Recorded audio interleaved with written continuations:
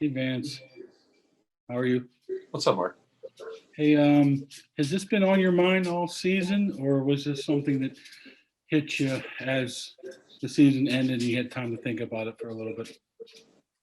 So our season ended, I'll never the day before New Year's last year, and or I guess sorry for the 2019 season, and I always take like a considerable amount of time just stepping away from football entirely, and that involves working out, et cetera, just for my body to rest, but even mentally.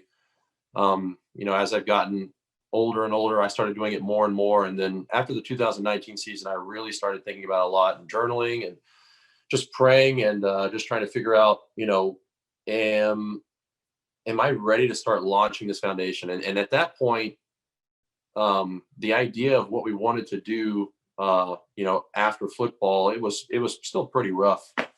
And but as February got here in March and COVID hit, and like everyone thinks like the world kind of got thrown into sputter. I started talking to my wife Kendi, and we just started really thinking about well, do we want to go ahead and start this right now full steam, or do we want to just continue planning, play one more year and kind of see where we are then. And so that's kind of where we started. And then I'd say probably around May or so, we had a couple of people, mentors really, that uh, not only just reached out, but kind of came to us at a real pivotal moment and helped us really iron out a lot of really great details about the nonprofit organization that we're starting. And anyway, long story short, I've known this for about a half a year, maybe a little bit more than that, that this was going to be the last year. And it really just kind of all came down to just feeling that call, um, to just kind of go ahead and just step away from football and spend full time into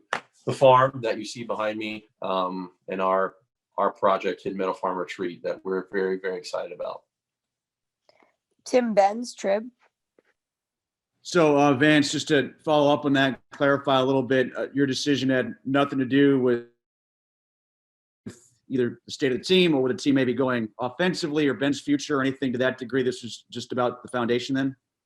Yeah, absolutely. Like I said, it's such a hard thing to explain, but like, I always knew that this was going to be the last one, and I took it, for what it's worth and all of its appreciation.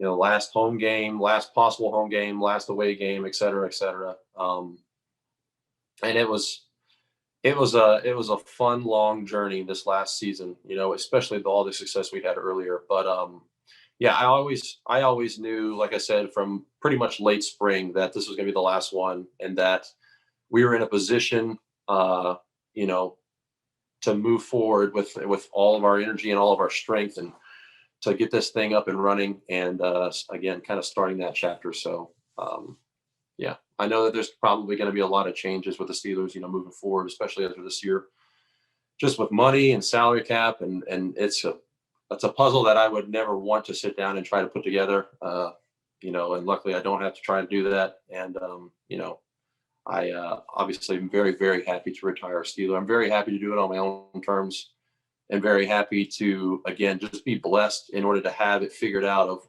what is next. And, especially since that decision came to us so much earlier in 2020, I feel like I've had, months and months and months to not only expound on the decision and, to have the confirmation of, making it. But man, I wake up and I look out and I see the farm and I see all the potential that we can do and all the people that we can serve. And it's confirmation every single day. And it's definitely helped make the decision easier. Dale Lawley, DK. Vance, you said you had come to this decision in the spring. Had you talked to any of the teammates about that, or told them that this was going to be it for you? I did not tell anyone until after the Browns game. And boy, it was tough to keep that kind of bottled up at some points, because there was times where I could have used it, and I'll just use an example. There's times that I could have used it, I think, to sort of emphasize a moment. But, I had the joy and the pleasure of praying for the team in the shower before a game. And I always like using that moment to try to allow, or try to, I don't know, steer guys into, a moment or a position where it's like, it's so much more than just this game. It's so much more than just this moment. It's so much more than just football. And like I said, I wanted to use my future retirement as sort of like that bite that got guys to really focus and kind of lean into exactly what I was saying, and to use that as sort of like an emphasis. But I actually held it, kept it within myself and my wife and a couple of my family members. But the first person I told was after the game. Brooke Pryor, ESPN. Yeah, Vance, congrats on a great career. And, kind of going off of that, telling people, I know you're close with Ben Roethlisberger. What was that conversation like with him, especially knowing that he's going to be making one of his own decisions along those lines in the near future? Yeah, that's like, again, one of those very emotional moments where you can barely even remember what happened. But we were both super sad. We embraced in a very manly way. So we just hugged in the middle of the locker room. Man, he was crying. I hope that he's not upset that I said that, but he was crying. I had some tears on my face, man. I was joyful more than anything in the moment, again, because this is a decision that I personally had thought of and came to terms with, and was happy with and excited to move on. I'm also wrestling with the overwhelming feeling of expecting to come out of the Browns game with a win and continue on this playoff push that, we had talked about and prepared for all season. But man, all that kind of just fell away, in the moment, and hugged him, and we pulled away from each other, and I looked at him and I whispered, hey, I wanted you to know that this is it for me. I'm done. And, it wasn't really about football as soon as he heard those words. And, we just looked at each other and talked about how thankful we were for the friendship. How thankful we were to have our paths cross. This is me, especially just expressing this to him. Not every guy and every player is fortunate enough to play with, a future Hall of Fame quarterback, and a guy like Ben, who I'm so appreciative of. But I had known, and especially talking to Kendi, I had known that he was gonna be the first person I shared it with, just because of the amount of respect I have for him. And again, too, the excitement that I have for him, for his next chapter, whenever he wants to reveal that to you guys on the nonprofit side of, mission and work that he's going to be doing, whatever he's done. But I'm just super thrilled for the guy. Again, I know that he can still play at a high level, and just to be able to share those feelings that I had for him in the locker room after the game. Again, trying to be respectful of where he's at, handling the loss and the end of the season. So it was something that I vaguely remember, but I just, I'm super appreciative that they had that moment, and it was a great one. Mike Prizzuta, DVE. Hey, Vance, congratulations on your retirement. You mentioned a moment ago, changes are coming. Besides the one tight end that we now know of, how many holes do you think there will be to fill? And, can you kind of figure out a little bit in retrospect how it started to unravel and why at the end of the season? Yeah, I can remember whenever we had our first loss, and I think I spoke to you all and I said, I think it's important. We had the leadership from Coach Tomlin. I thought it was important that we actually had this loss early in the season. It'd be one thing to just go and win them all and then win the whole thing and go undefeated. But as unrealistic and as hard as that is to do, I thought that it was actually pretty good timing that we had the loss whenever we did. And, in retrospect, going back into that position, having, I think it was like 11 wins and one loss, I thought, this is great that we get to experience this adversity now, and kind of, start fixing some of these things that we need fixed before we get into our playoff run. And, obviously now we all know it did sort of unravel there at the end, especially, the Browns game gets playoffs. I don't, none of us expected that. We definitely expected to come out and play better than we did. But, I'm sitting where I'm sitting now, retired. But then too, kind of going back towards the team, it's interesting. I don't particularly try to dive into all of the moves that teams make in the offseason, what contracts look like and how they're structured for individual players, what the salary cap is going to be, et cetera, et cetera. I know, the very broad generalities of it all. And I know that the salary cap is definitely going down because of the pandemic and everything else in the business of the NFL.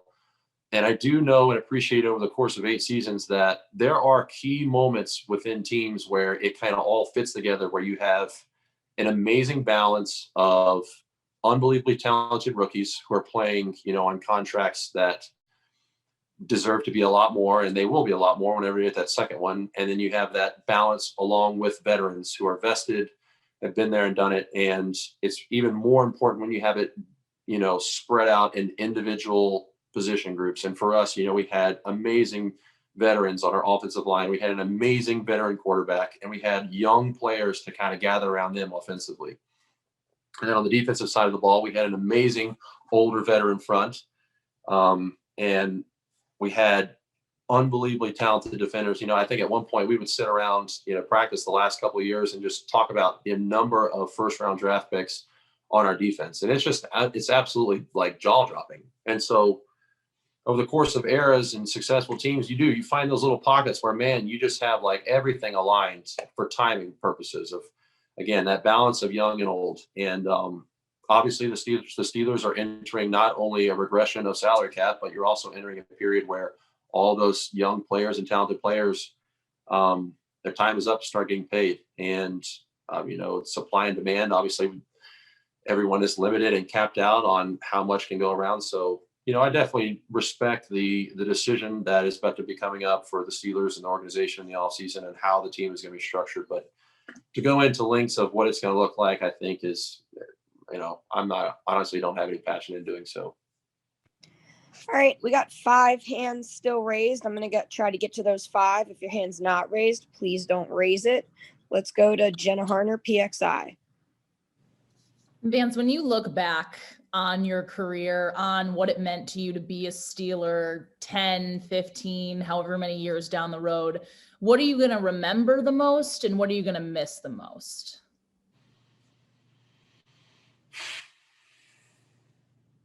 There are moments in this last season when, and they're probably, they were compounded simply just because of the COVID situation. But, knowing it was going to be my last year, there were moments when, we can't physically be in the locker room. So we would just be scattered around we couldn't physically be in meeting rooms. So we would just be scattered around the locker rooms. And, I just would be watching guys and observing, and there'd be conversations happening everywhere, and guys would be cutting up and laughing and joking and making fun of each other and talking about this and that. And I had a lot of moments this past season where, I just kind of sat and watched and just appreciated it. And, you kind of hear like the expression that there's so many things that football teaches you that people will never really understand unless you played the game of football. And it is absolutely true. And it's like that in so many different vocations, but, to be able to appreciate what football has taught me, and just looking out at, the age, Ben's on my one side and Chase Claypool's on the other side. So it's just hilarious because I had the dynamic between extremely, an extreme veteran versus, a very fresh, raw rookie. And just to listen to the difference of their conversations, whether they're on their phone, whether they're talking to guys around them. And it's just something that I just found myself laughing at, periodically throughout the year and appreciating. Just thinking about how slow and fast, kind of like the whole year of 2020 was for all of us. The whole 8 seasons was, because I had known the decision, so early on in 2020, there were a lot of moments that I had in 2020, the 2020 season, where I really thought like, man, I'm in my 8th year of the NFL, but at the same time too, training camp, that's no stranger to how much of a grind and how long it feels and everything else. But I'll look back and I'll appreciate the relationships. How I popped into the cafeteria and tasted something and I would ask for the recipe because it was just so amazing, or walk into the equipment room and, for the 1000th time of that year, asked, needed something and be, supported and served in the way that I was, and cut up with those guys, walking into the training room and talking to John Norwig and staff, and I don't know, just cutting up with them. I mean, there's so many things that, you find yourself getting into routine. Coach Tomlin talks about it all the time. He's got his routine. His Friday looks a certain way. He's got a winning edge meeting with certain guys. He walks around the building, getting ready for our early practice. And it's just like, you find yourselves getting into these rhythms. And I'm going to have to find a new rhythm. But I'll definitely, because I did it for so long, I'll definitely look back, and definitely appreciate the rhythm that I found each year. And then just all the faces that I got to see every single day. I'll definitely miss that. And then as far as football is concerned, I mentioned this. I had an interview with Missy just a while ago with the Steelers. And I will honestly miss holding the football and running into a human being as hard as I possibly can, because that is something that I really appreciated doing over the years. And, I joked with her. I'll joke with you all too. There'll be moments when I'll be looking at walls and things around the farm, and I'll think, golly, if that could only just be a defender and I could have a ball in my hands and I could just run through them, that'd be great. But I feel like I did it enough, that I have enough memories and enough collisions to appreciate. And I hope my head can appreciate that as well. Jeff Hawthorne, 93.7. Vance, congratulations. What will your advice be to younger players as far as doing things for others and serving in that way? Yeah, I've touched on this a couple of times. In my rookie development meetings, I think I've used this exact line. Like, it's a real truth and a real reality for all guys to understand, especially as, social media somehow finds its way and continues to grow. We have more and more coverage than ever before. People are connected more and more than they ever have been digitally. And so everything they say, everything they do, it's all monitored, and we've all heard that spiel. But to be able to respect it on a daily basis, not only appreciate it, but respect it, because it definitely has its place and it deserves every ounce of respect. There's so many times when it could just be a split second where you lose your mind, you say something you shouldn't say, you do something you shouldn't do, and it is captured in some way, and you have no control over who it affects or how it affects them after that. And so just the real acknowledgement that, man, we are all role models. First and foremost, I think is just a huge thing for young players to understand, because you have no idea what kind of success you're going to have. When I sat there and signed my second-year deal, with San Francisco, I thought, I'm going to be with them, until I retire, whether that's 3 years, 5 years, 8 years, whatever. I could go on my third contract in San Francisco, but I'm going to be here forever. And then I get traded, a couple months later. And so it's like, I have no control over what is going to happen to me in terms of business, in terms of where I'm going to be, in terms of success that I have.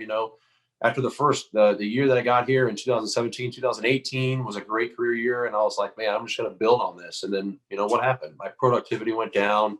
I started grading out worse. And so you just have no idea like what's going to happen 12, 24, 36 months down the road. And so to take advantage of the moments that you have, and I definitely tried doing that as I got later up, in my career, and especially this last year, again, like I said, because I knew the decision, I knew where I was going to be at the end of the season. And it's an amazing, amazing feeling. They always say giving is much better than receiving for Christmas. It's the same thing for community service and outreach work that we do, and we have the privilege of doing it in the NFL. Someone mentioned too in those early development rookie meetings, they said, you have no idea the weight that the NFL logo and emblem holds, what it carries, what it can promote for you and through you, and the platform that it can give you. And I still remember those words, like whenever I heard them in the shoot. That was 9 years ago. And so I just sit there and think, man, if I could pound something into a rookie, or if I could help one young player to learn something, it would be to please just use their platform. Use it, man, to serve people. We have enough crazy things that we have to deal with and cope with here in 2020, and there's no telling what 2021 holds. We have a change of presidency. the nation could look completely different 6 months down the road. And so to be able to flip this amazing platform and to use it in order to serve other people and do good, man, I would preach that until I died. And so that would be my message to them.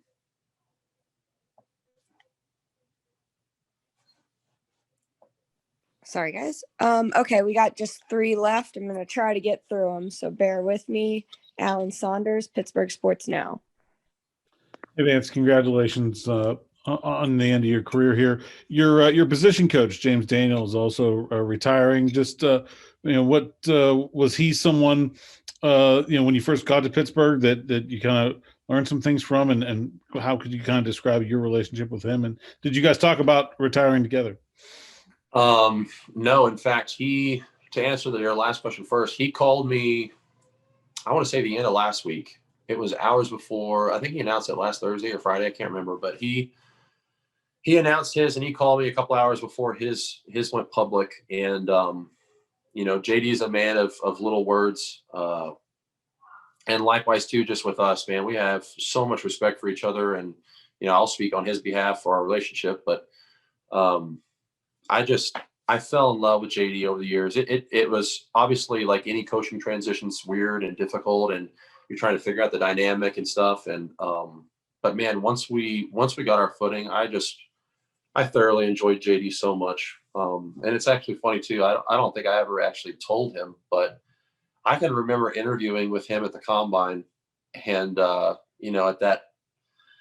at that stage of your career, before it's even all started, you just have no idea what to expect. And like, everything is completely new and just unexpected. Like, and it's just like total shock and surprise. And so I went into his meeting. I remember sitting at that round table, and he looked at me, and, JD is, he is a master of film work. So he knows the ins and outs of a player, their strengths and their weaknesses. And not to say that he's, foolproof and everything else, but man, he's got his system down, and he knows guys. He remembers guys. And so he sat me down and started interviewing me. And I'll never forget, just to be blunt, like, I felt like I was being interrogated. And like, I was, I remember thinking, I don't even play for you. Like, what? You're sitting here talking to me like that, and I don't even play for you. And, that was, again, early on, that was at the combine. And it's just kind of funny too, because I can remember seeing his face, and, haven't seen so many guys, at the combine, and you're trying to remember names and everything else. And I distinctly remember that interview. I remember how awkward I felt. I remember how insignificant I even felt, and not anything that he was doing, but just the fact that, man, he knew everything about me. And it was pretty funny. And then fast forward 4 years, 4 seasons, and now he's my position coach. And it was kind of funny how it all came full circle. But, we actually had the meeting, right before my exit meeting with Coach Tomlin on Tuesday. I got to sit down with him in his office and talk to him for quite a while. And we shared just the appreciation we had for each other.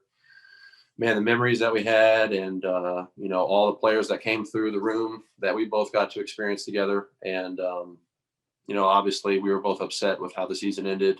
He's got pictures up on the wall with, players that he coached in the moment whenever they made it to the Super Bowl. And, we talked all year long. We definitely thought that we could have had a photo of our own.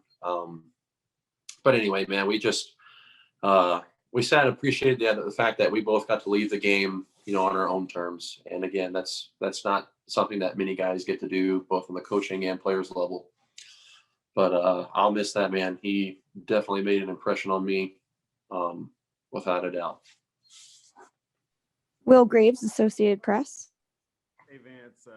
First of all, as a guy who's 46 and doesn't have retirement anywhere in sight, I'm jealous as hell that you get to kind of do this today. But secondly, look, you dealt with COVID during the season. I'm curious, was there a part of that process where you thought, what, just maybe this is a sign that that's it? Or, and conversely, did you ever have any, once you came back, did you think about, well, maybe, my own terms might be having a quote normal season as opposed to what 2020 turned out to be? So I definitely,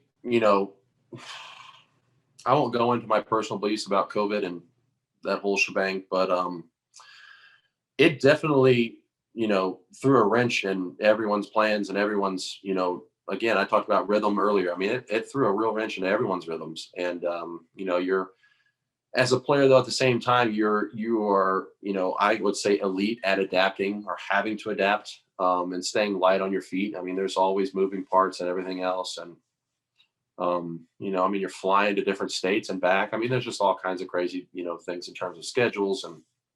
But I would say what COVID did for me, personally is, and I kind of alluded to this earlier, but I'll definitely expound on it now, is I'm in a position and in a place where, what you can sort of see behind me through these windows, and what we're launching here with Hidden Meadow Farm Retreat. I want to create a place where, we'll host Christian leaders where they can get away and just forget things like COVID, because COVID sucks. I hate it for people. I hate it for, our nation. I hate it for humanity. I hate what it does and how it destroys relationships. It destroys in-person meetups. It destroys the economy, man. It just drives me nuts. And to think that I could have, a part in battling sort of what's this new normal, which I hate that phrase, to think that I could have a place in sort of battling out and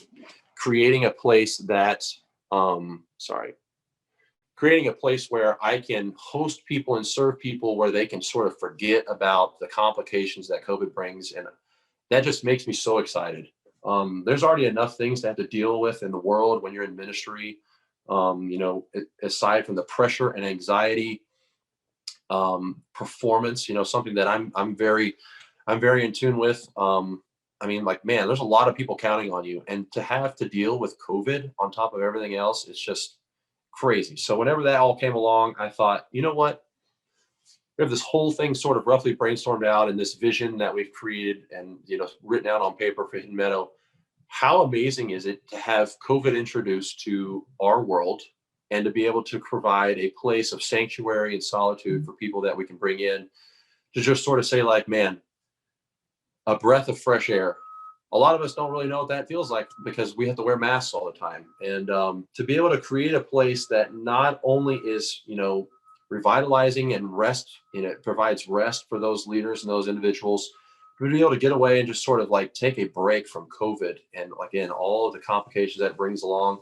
That's what COVID did for me. It created even a bigger fire underneath me. It stirred up even more passion for me to get this place up and running, so that I can make it available for leaders, that I can bring on this place and just serve and host and show them an amazing time and show them that they're encouraged and motivated and welcomed. And so that's what COVID did for me. All right, last question, and then we will let Vance go. Brian Batko, Post-Gazette. Hey Vance, thanks for all the insightful answers when we got to talk to you this year on Zoom. Today being no different. I know you've spoken broad strokes about your favorite memories, what you'll miss. I got to ask about the stiff arm from a few years ago. Is that a favorite moment, favorite play for you, or is it one that is almost not as big a deal to you as it is for kind of how all the Steelers fans will remember you by it? I mean, I'm certainly, shoot, you've had so many amazing players just with the Steelers organization come through, that program. And, if you could somehow snap your fingers and have a list of where I fall on it, I would be so far down the list. And so even still, if you just, looked at names, if you knew your Steelers history, there's always going to be that moment that you're drawn and you associate with that name. And so I no doubt know that, the stiff arm is probably going to be what I am remembered for. And so in knowing that, I appreciated it I do appreciate it for that. I appreciate it because of, what it did for, the entire Steelers fan base, and having just another, awesome moment that a Steelers, person wearing a Steelers or a player wearing a Steelers uniform did. But for me personally, like I said, I'll probably be one of those softy guys that, down the road, I'll even look back and I'll remember and miss being in the huddle more than anything. Just, moments when you're looking another man in the eyes, and you know that you both have the same mission, the same goal of winning and success. And I mean, it's just like, I mean, how many things can you realistically do retired where, you know, you have, you know, those dynamic moments like that, man, where you have, and yeah, whatever, I may be misspeaking, but I'll definitely miss the game. I'll miss the guys. You know, I'll miss the locker room. Like I said, I'll miss those moments, as uncomfortable as they are, of pressure. And again, you're just, you know, I find myself, man, I told all the coaching staff this when I had exit interviews, you know, I always wanted to be, you know, and I'll use the word soldier, but I always just wanted to be a good soldier. You know, I never wanted to feel like I never wanted to present myself like I was in the way. I never wanted to present myself like, you know, I was baggage, or, you know, it was, you know, kind of hard to keep me around, or I never wanted to not know the playbook. I never wanted to, you know, not, you know, get all my lifts in. I never wanted to, you know, be the loud guy. And so, you know, I just wanted to be a good soldier. I wanted to do my job as best I possibly could, say yes, sir, and no, sir. And, you know, just handle my own business. And, you know, I expressed that to them. I expressed that, you know, I hope that they could have, you know, looked back and, you know, appreciate that about me. And because again, you know, I learned this very on in my career. You know, and that was a hard lesson, but, you know, it is definitely not about me. It's not about my numbers. It's not about how many catches I have. It's not about how many yards I have, you know, and I think, you know, to solidify that, Mason came up to me after the last regular season game against the Browns, and he goes, you know, and this is just Mason, he's a big stats guy. He's, you know, how many catches did you have? And I was like, I don't know. I couldn't tell you how many catches I had on the year. You know, I just stopped caring about that stuff. And I just put, you know, all my energy and efforts into just trying to be the best teammate I can be, and the best employee, the best Steeler I could be. And that's both on the field and off the field. And, you know, that's, like I said, that's what I put all my energy and efforts into. I'll miss doing it. But at the same time, you know, I mentioned this in my retirement announcement. I don't think that it's without reason that I got not only traded here with my family and I, but we fell in love with this place. I fell in love with being a Steeler. I fell in love with Pittsburgh, fell in love with the city. I fell in love with all the people.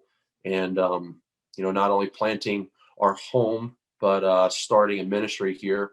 I truly believe that, you know, God had his hand on us the entire time. And, you know, I mentioned it too, just in terms of being a teammate. I'm going to very much miss, and this will probably be a great closing statement for this interview, but I'll miss the opportunity of being a disciple of Jesus in front of my entire team, in front of the organization and the staff, and just trying to just show up every single day and be polite and trustworthy and honest and loving, and just trying to serve those guys as best as I possibly can. I'll miss probably that the most.